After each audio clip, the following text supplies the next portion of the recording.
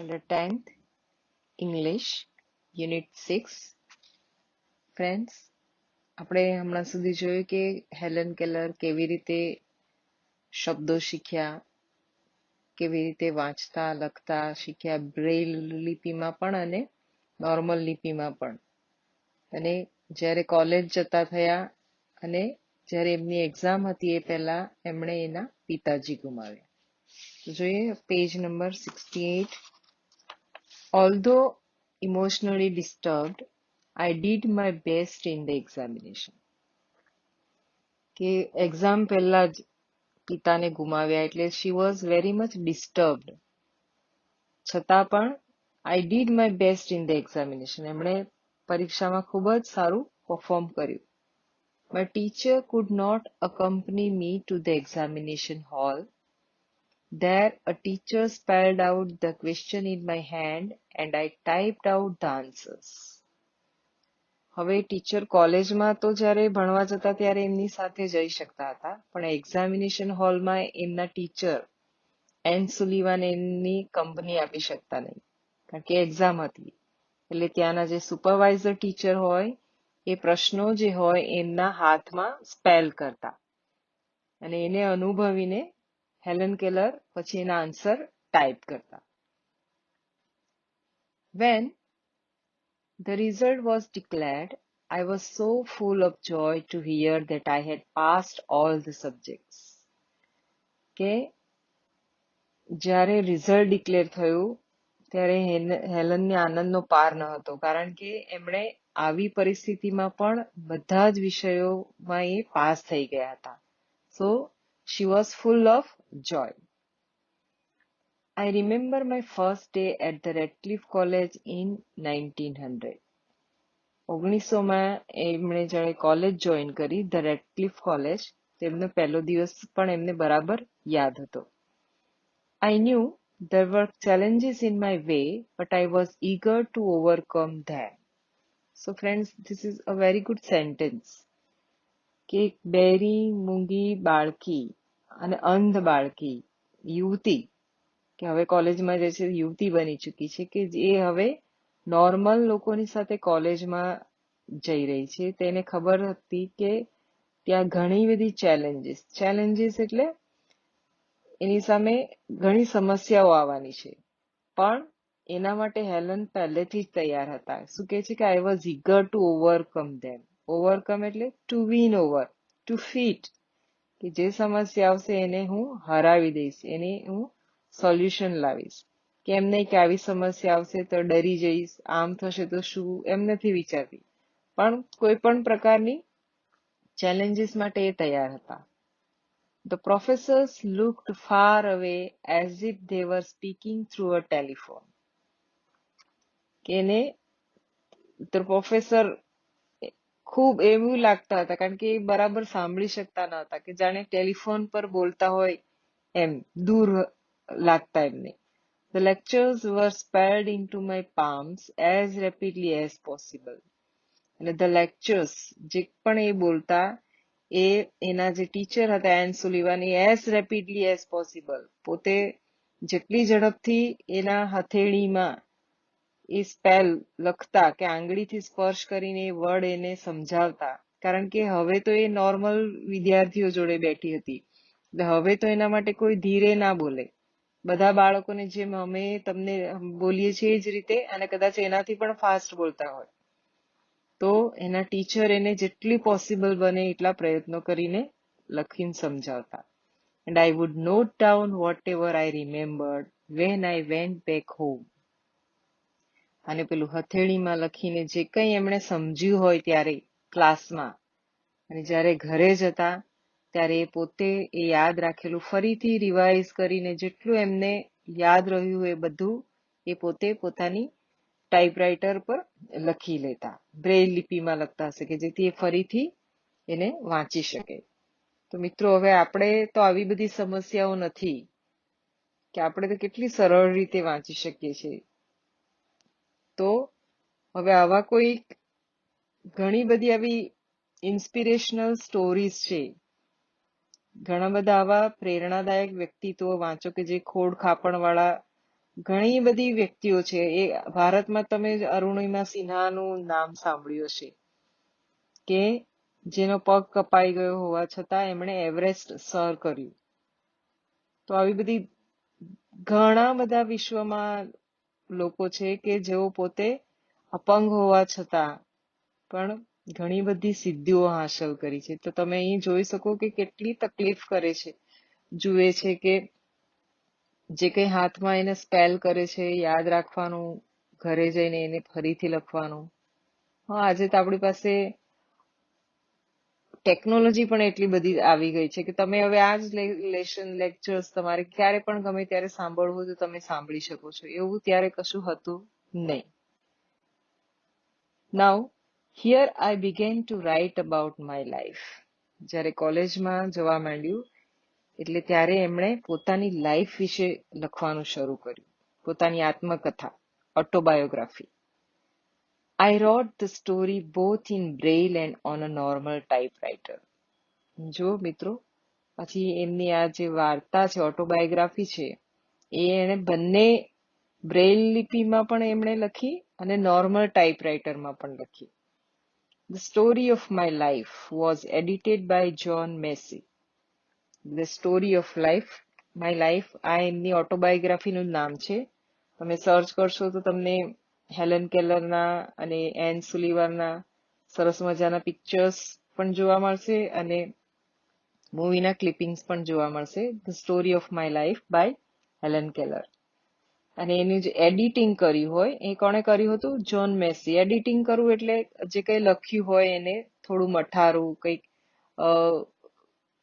નાની ઘણી મોટી કંઈક ભૂલ હોય એટલે એને એડિટ કરવું, સુધારવું.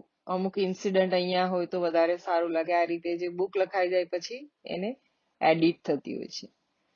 The writing was published in a magazine in 1903 and I was paid for it.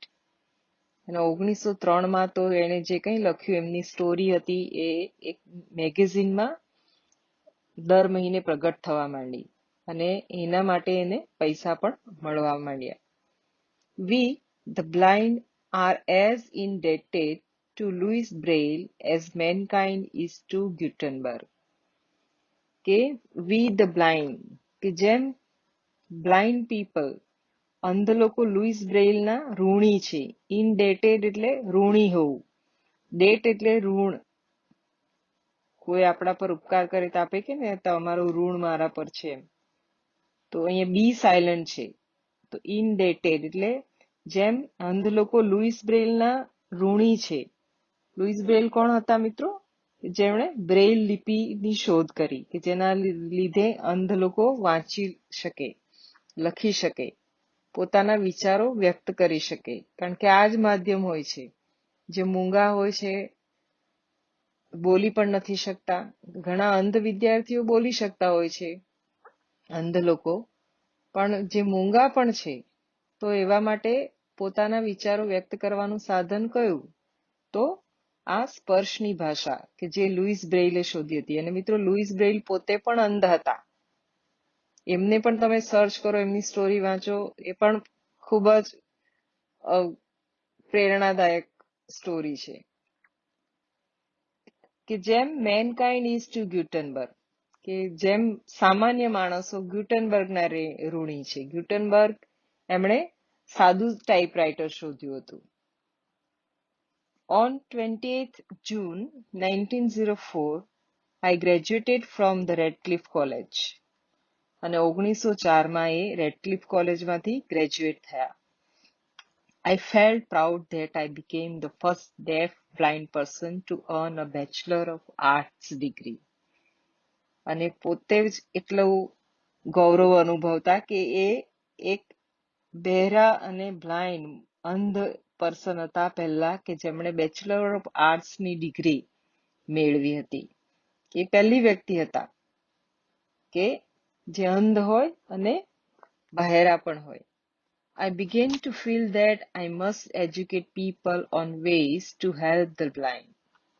અને એમને હંમેશા એવું થયા કરતું હતું કે એમણે પણ કે જે અંધ લોકોને છે એમને શિક્ષણ આપવાનું શરૂ કરવું જોઈએ. My prime goal in my life was to spread awareness regarding the poor, neglected state of the blind. અને હવે એમને સમજાય છે my prime goal in my life. Prime એટલે મુખ્ય, મહત્વનો, કે જીવનનો એમનો મુખ્ય ધ્યેય કયો હતો? ટુ સ્પ્રેડ અવેરનેસ, લોકોને જાગૃત કરવાના. શેના વિશે? The poor and neglected state of the blind. કે પુઅર એટલે અહીંયા ગરીબ નહીં પણ કરુણ, અને નિગ્લેક્ટેડ સ્ટેટ તિરસ્કૃત કરેલી સ્થિતિ. કારણ કે આજે પણ આપણે જોઈએ છે કે ક્યારે આવું કોઈક અપંગ બાળક હોય, મૂંગું હોય, બેરું હોય, તો એને થોડીક તિરસ્કૃત સ્થિતિમાં એ મોટું થતું હોય છે, કુટુંબમાં કે સોસાયટીમાં, કે એના તરફ બહુ ધ્યાન આપવામાં આવતું નથી અને એની સ્થિતિ દયનીય બની જતી હોય છે. તો આવી સ્થિતિ આવા બાળકોની ના બને એ માટે લોકોને જાગૃત કરવાનું એમણે પોતાનું જીવનનો ધ્યેય માન્યું. Their innate abilities and their inspirations, I had to raise funds not only to sustain a living for myself, but also to start projects to remove darkness and miseries from the lives of the other blind people. Their innate abilities. Innate એટલે જન્મજાત કુશળ, પોતાનામાં એ લોકોમાં જે જન્મજાત ability છે, સમર્થતા છે, અને તેમને ઇન્સ્પિરેશન્સ, પ્રેરણા. આઈ હેડ ટુ રેઝ ફંડ્સ એટલે મારે આવું જો કામ કરવું હોય તો એમ પૈસા જોઈએ. તો પહેલા તો ભંડોળ ઊભું કરવું પડે. કોઈ પણ કામ કરવાનું હોય, ભલે સમાજ સેવા કરવી હોય, પણ એના માટે ફંડ, પૈસા તો જોઈએ જ. એટલે I had to raise funds not only to sustain a living for myself, to sustain કે જીવન જાળવો, મારું જીવન જીવવા માટે તો પહેલા જોઈએ. આપણે સારી રીતે જીવીએ તો જ આપણે બીજાની પણ સેવા કરી શકીએ. એટલે મારું જીવન જીવવા માટે તો મને ભંડોળની જરૂર જ હતી. and to start projects to remove darkness and miseries from the lives of other blind people. અને બીજા અંધ લોકોના જીવનમાં જે અંધકાર છવાયેલો છે, દુઃખ છવાઈ રહેલું છે, એને દૂર કરવા માટેના જે પ્રોજેક્ટ્સ માટે પણ મારે ફંડ જોઈએ. I strongly felt that I must give the others what I had gained from my teacher N.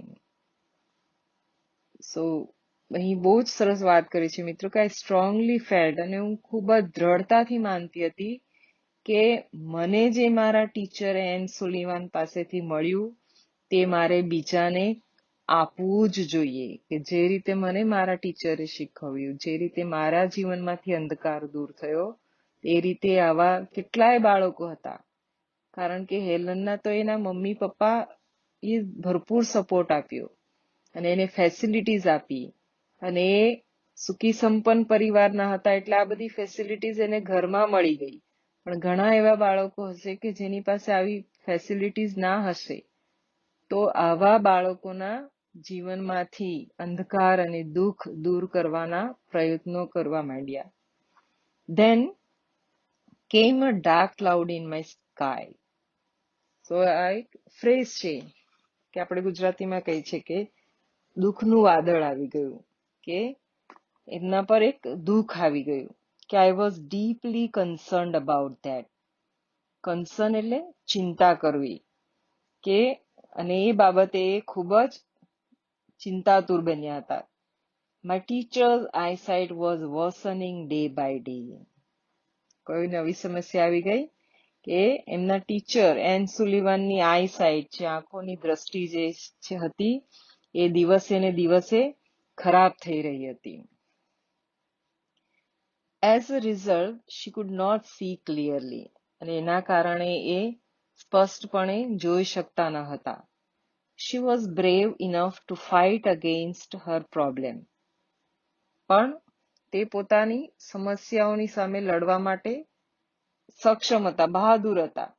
એમની આ સમસ્યા હતી તે એમ કરીને ના બેસી રહે કે હવે મને નથી દેખાતું, હવે હું હેલન તને મદદ ના કરું, એવું નહીં.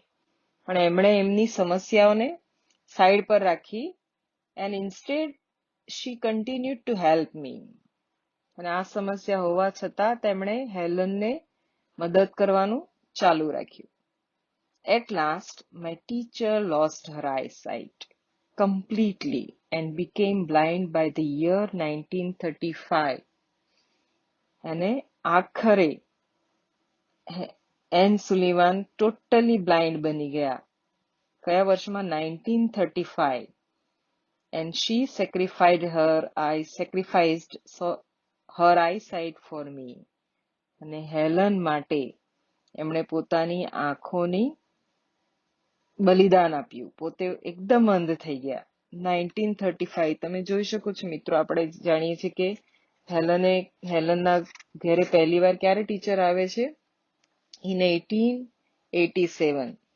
87 થી શરૂ કરીને એમણે 1935 તો 48 વર્ષ સુધી એમણે હેલનને મદદ કરવાનું ચાલુ રાખ્યું હતું. પછી પણ ચાલુ રાખ્યું હતું, પણ પછીથી એ જોઈ શકતા હતા નહીં. What a great sacrifice it was, કે કેટલું મોટું બલિદાન હતું આ. If she had not supported and encouraged me to learn, I would not have enjoyed the beauty of the world.